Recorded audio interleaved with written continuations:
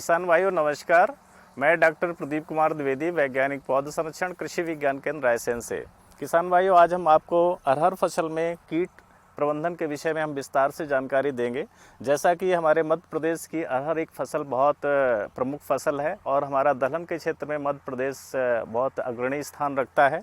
अगर हमारे किसान भाइयों अगर दलहन फसल में एकीकृत कीट एवं रोग प्रबंधन पर विस्तार से उसमें अगर आप उचित प्रबंधन करते हैं तो निश्चित रूप से आप अपनी फसल को अच्छे उत्पादन की ओर ले जा सकते हैं। जैसा कि हम देखते हैं अरहर फसल बोते समय हमें विशेष ध्यान रखना चाहिए कि अगर हम अरहर फसल बोते हैं तो रेज बेड पद्धति से बोएंगे।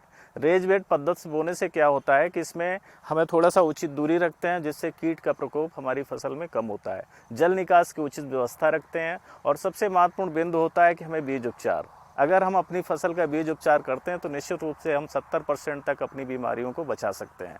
तो बीज उपचार करते समय विशेष ध्यान रखना चाहिए कि जैसे इसमें कुछ रस चूसक कीटों का प्रकोप होता है, जैसे हम देखते हैं कि क्लोरपाइरीफास से अगर रस चूसक कीटों के लिए हम बीज उपचार करते हैं, जैसे क्लोरपाइरीफास 50 ईसी या 20 ईसी आता है, उसको हम 1 से 2 ml प्रति लीटर के हिसाब से अगर बीज उपचार करते हैं तो निश्चित रूप से रस चूसक कीटों का प्रकोप इसमें कम होता है। इसके बाद हमारी जब फसल बढ़भार होने लगती है, बढ़ने लगती है, तो सबसे पहले इसमें पत्ती लपेटक कीट का प्रकोप देखने को मिलता है। जैसा कि हम ये देख रहे हैं यहाँ पे, इसमें ये पत्ती लपेटक कीट का प्रकोप है। इस तरीके से पत्तियाँ इसमें लिपटी हुई दिखाई देते हैं और शुरुआत में इसका जो लार्वा रहता है इस पत्ती में छिपा हुआ रहता है और पत्ती को खुरच करके खाता है। कई पत्तियों को एक साथ ये इकट्ठा कर लेता है, लपेट लेता है, जिससे हमारी सूर्य से आने वाले प्रकाश से फोटोसिंथेसिस की क्रिया कम होती है, प्रकाश संश्लेषण कम होता है और भोजन कम बनता है और पत्तियों में निशान कटे हुए दिखाई देते हैं। जिससे इस कीट के प्रकोप से हमें बचाव करने के लिए क्या करना है, जैसे क्लोरपाइरीफास 20 ईसी दवा या क्लोरपाइरीफास 50 ईसी दवा, इसको हम 2 से 2.5 ml प्रति लीटर के हिसाब से अगर हम इसको छिड़काव करते हैं तो निश्चित रूप से इस कीट पर हम काबू पा सकते हैं। इसके साथ साथ जैसे क्विनालफास 25 ईसी दवा आती है, 1.5 लीटर पर हेक्टेयर के हिसाब से अगर उसका उपयोग करते हैं निश्चित रूप से इसे हम कीट से बचाव कर सकते हैं। इसके साथ क्विनालफास 1.5% इसमें डस्ट आता है या फॉलीडाल डस्ट आता है, उसका हम 4 किलो या 5 किलो या हम 25 केजी 24 से 25 केजी पर हेक्टेयर के हिसाब से इस पर भुरकाव करते हैं तो इस कीट पे हम काबू पा सकते हैं। इसके साथ साथ शुरुआत में किसानों को चिंता करने की आवश्यकता नहीं है, बस हमको देखते रहना है कि इसमें फसल पे निगरानी निरंतर रखें। जब भी इसमें कीट का प्रकोप होगा, जब हमारे इसमें पुष्प बनना शुरुआत होती है, जैसे पुष्प बनने की अवस्था आएगी तो यहाँ पे जैसे पुष्प निकलना प्रारंभ होते हैं तो इसमें एक ब्लिस्टर विटर कीट का प्रकोप होता है। ये हमारे लिए एक अच्छा भी कीट है जिसको हम बेनिफिशियल कीट कहते हैं, लाभदायक कीट कहते हैं। लेकिन अरहर की फसल में इस कीट का प्रकोप देखने को मिलता है, चूँकि ये पुष्प को खाता है। उसके लिए भी हम क्विनालफास या प्रोफेनोफास 50 ईसी हम 1 से 1.25 लीटर प्रति हेक्टेयर के हिसाब से उस कीट को मारने के लिए, नियंत्रण के लिए हम छिड़काव कर सकते हैं। साथ ही साथ इसमें एक तुर पार्ट फ्लाई कीट का प्रकोप देखने को मिलता है, जिसका इस पे बहुत ज़्यादा असर दिखाई देता है।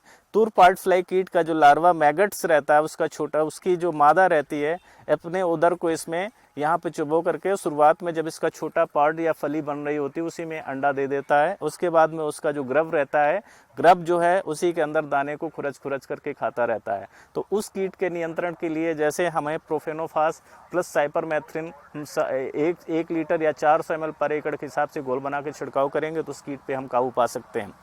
जैसे हमारा फली बड़ी होती है, उसमें एक मारुका टेस्टचाइलिस एक कीट रहता है, उस कीट का प्रकोप देखने को मिलता है। जो उसकी लार्वा रहती है, उसके दाने को या फली को पूरा जो है उसका छेद, उसमें गोल गोल सुराख बना करके और छेद बना करके हमारी फली के दाने को खा लेती है। तो मारुका के नियंत्रण के लिए साथ ही साथ जो है हमारे एक और कीट इसमें प्रकोप करता है, जो ग्राम पार्ट बोरर कहते हैं। ग्राम पार्ट बोरर हेलिकोबर्पा आर्मीजेरा, उस कीट का ये एक पॉलीफेगस पेस्ट है और ज़्यादातर हमारे भारतवर्ष की जितनी भी फसलें उगाई जाती हैं सभी फसलों में इस कीट का प्रकोप देखने को मिलता है।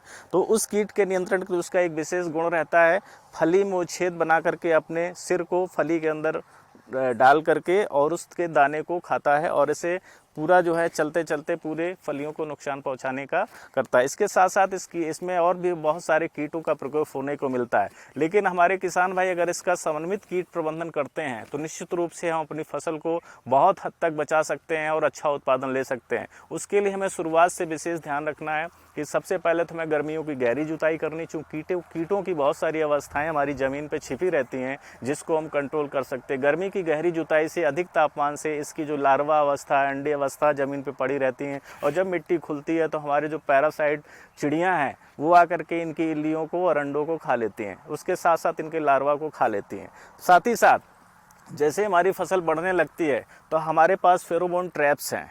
इस फेरोमोन ट्रैप्स का हम उपयोग करते हैं, क्योंकि हम जब जैविक नियंत्रण की बात करते हैं तो ये फेरोमोन ट्रैप्स जो हैं आते हैं बाज़ार से, जैसे तम्बाकू की इल्ली के लिए, चने की इल्ली के लिए या तुअर की इल्ली के लिए।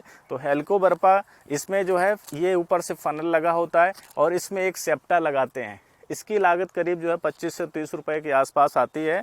इसमें हम लगाते हैं लेवर को, और लेवर जो है 25 से 30 दिन तक वो कारगर रहता है। उसमें इसका जो चने की इल्ली रहती है हेलिकोबर्पा, उसकी मादा की इसमें एक गंध रहती है जिसको हम फेरोमोन कहते हैं, लेवर कहते हैं, और मादा की गंध के कारण इसमें जो है नर कीट का आकर्षण होता है और नर कीट आकर के इसके अंदर बंद हो जाता है। हमें कोई कीटनाशक डालने की आवश्यकता नहीं पड़ती, नर इसमें सारे एकत्रित हो जाएंगे, तो इसके बाद हमारी जो आगे की संतति है वो रुक जाएगी। साथ ही साथ हमारे पास और भी विकल्प हैं। जब भी शुरुआती अवस्था में कीटों का प्रकोप देखने को मिले, हमारे पास लाइट ट्रैप भी लगा सकते हैं।